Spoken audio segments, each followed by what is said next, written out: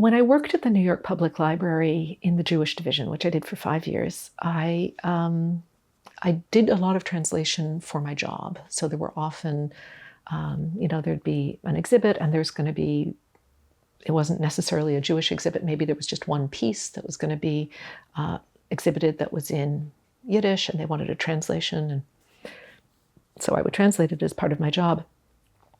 And that was a really good training ground for me to translate things that I had not particularly chosen, and having to sort of grapple with and understand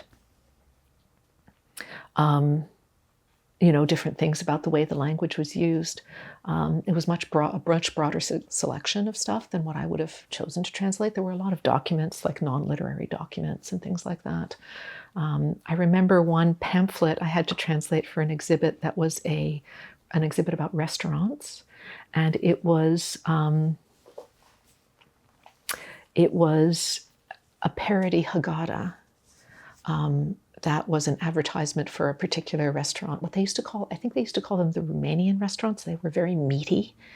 They were fleishik restaurants, and I think it was one of the Romanian restaurants. And it was a four-page flyer done as a parody Haggadah that was advertising this particular restaurant.